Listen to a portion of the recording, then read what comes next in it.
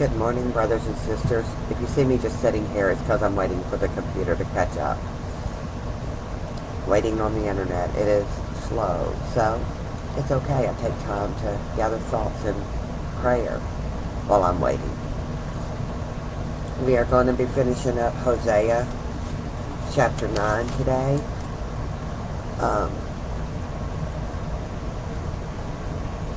And hopefully heeding the warning that God has given Israel to look at, is God giving us a warning? We all have a purpose and a plan, and are we fulfilling it? So we will start with verses 10, and we'll read through verse 14. I found Israel like grapes in the wilderness. I saw your fathers as the first fruits on the fig tree in its first season. But they went to Baal Peor and separated themselves to that shame. They became an abomination like the thing they loved. As for Ephraim, their glory shall fly away like a bird. No birth, no pregnancy, and no conception. Though they bring up their children, yet I will bereave them to the last man. Yes, woe to them when I depart from them. Oh, did you hear that? Yes, woe to them when I depart from them. Just as I saw Ephraim like Tyre, planted in a pleasant place, so Ephraim will bring out his children to the murderer. Give them, O Lord. What will you give? Give them a miscarrying womb and dry breast. Let's reread verse 10. I found Israel like grapes in the wilderness.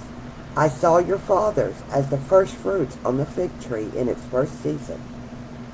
But they went to Baal Peor and separated themselves to that shame. They become an abomination like the thing they loved. Now, let's turn to Psalms 81, verse 12.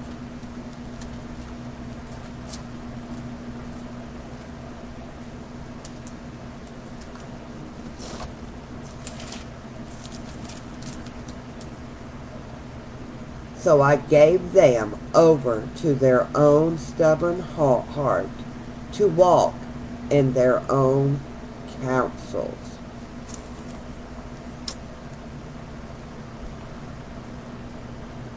Wow. Now, reread verse 12. Let's reread verse 12. Though they bring up their children, yet I will bereave them to the last man. Yes, woe to them when I depart from them. Now let's turn to Deuteronomy 31.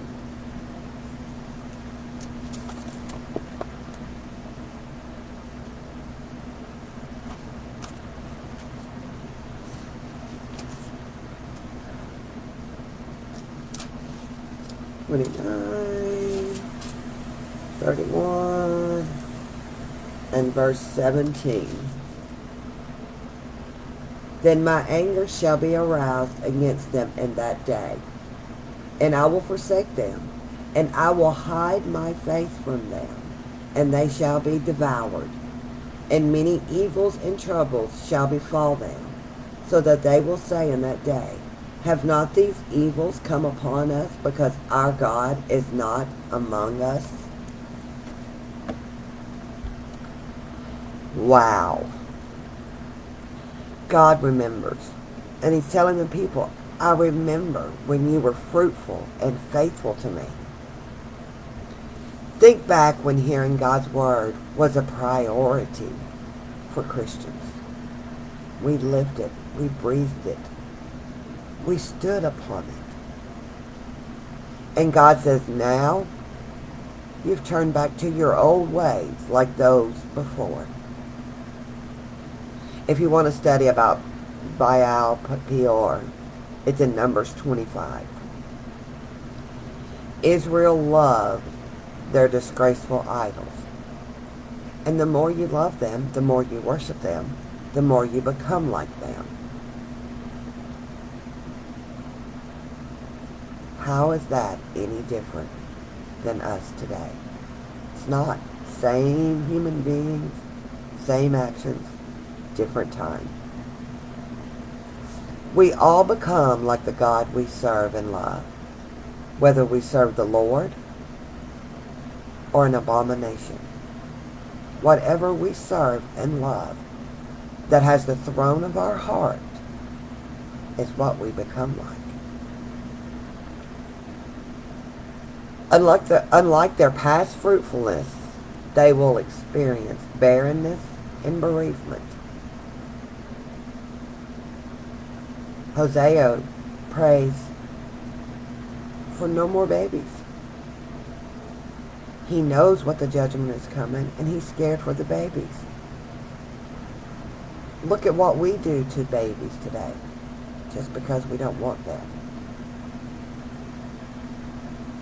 Do not go and try to figure out how many a day, a year. It will break your heart. And those are choices. That's not even the evil of the murders of innocent lives taken there.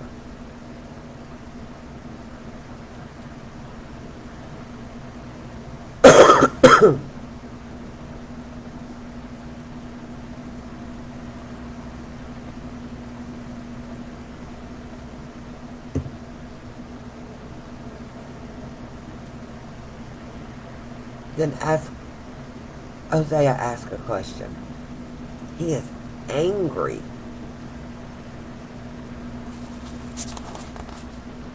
But he stops. Because he knows he's angry.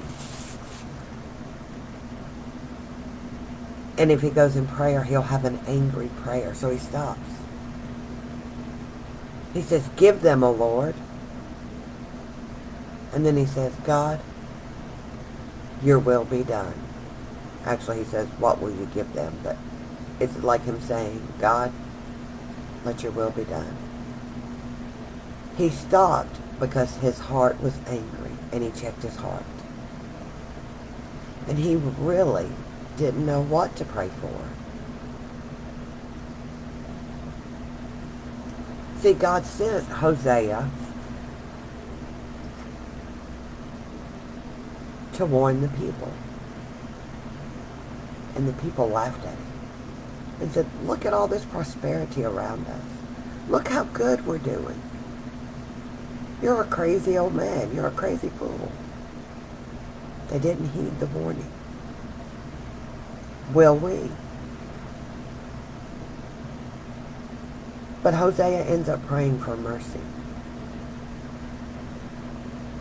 He does pray for less children.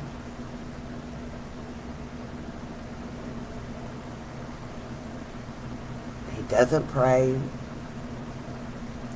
for the children to be killed. He prays for the children just not to come.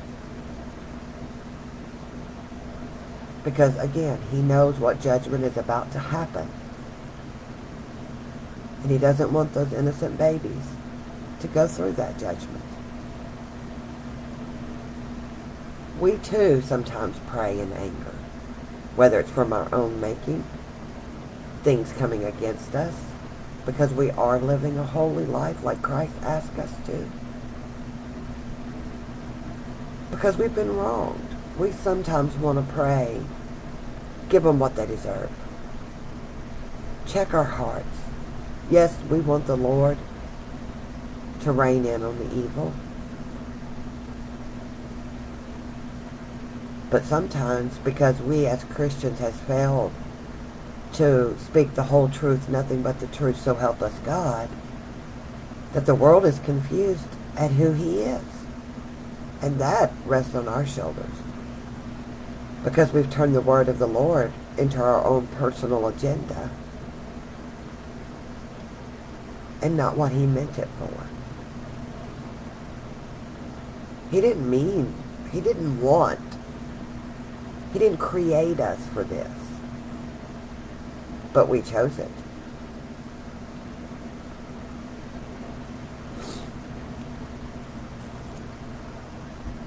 And when we go to prayer in anger, be very careful, because Satan will use it against you.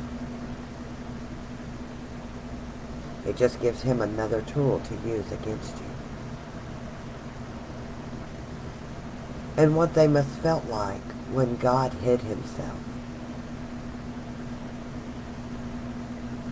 I don't want to know what it's like to not feel the presence of the Lord in my life. I want to always feel his presence, to guide me, to correct me when I am wrong, to teach me. All right, let's go back to Hosea, and we'll read verses 15 through 17, and that will end chapter 9.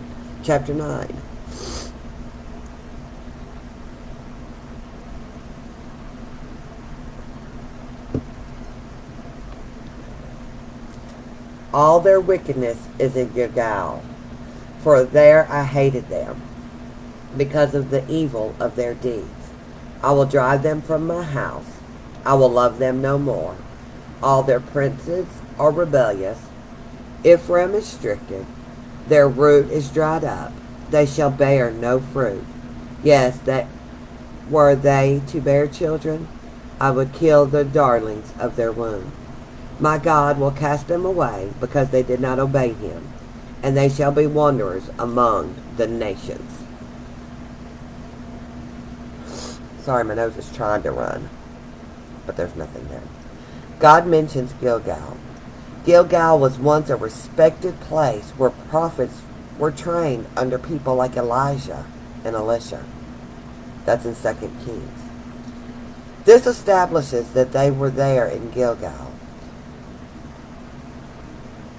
Now let's turn to 2 Kings 4:38. Let's do 2 Kings 2:1 to show that that's where the prophets changed.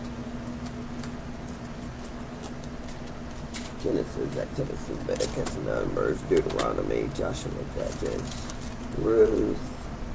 Yes, I have to sometimes go through and do the book so I can remember where they are. Okay, 2 Kings 2:1. And it came to pass when the Lord was about to take up Elijah into heaven by a whirlwind that Elijah went with Elisha from Gilgal.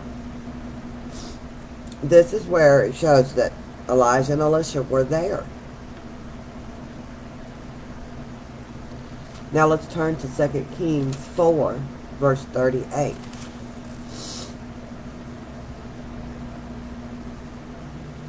And Elisha returned to Gilgal, and there was a famine in the land. Now the sons of the prophets were sitting before him. And he said to his servant, Put on the large pot and boil stew for the sons of the prophets.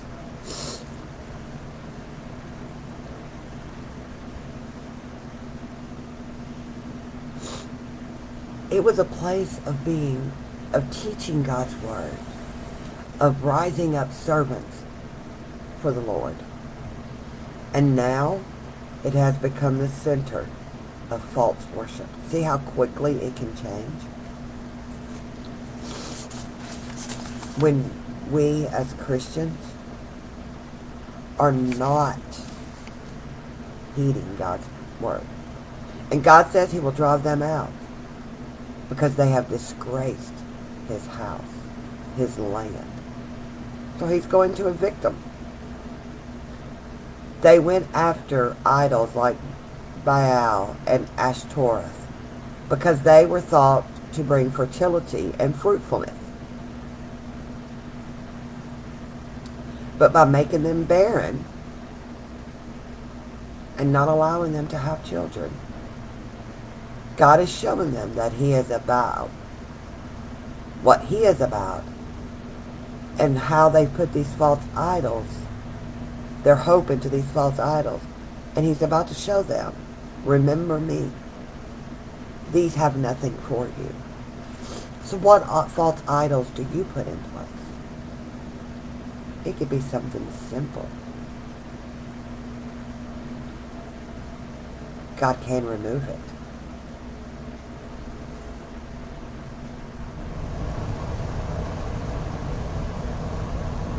And the very last says, I will cast them away because they did not obey him. When I wrote this, it says, welcome to 2020. It's no better. It's worse off today than it was in 2020. We have reaped what we have sown. It is time for us to rise up, stand, and live a true, biblical, honest life to the Lord. And it starts right with me in my home.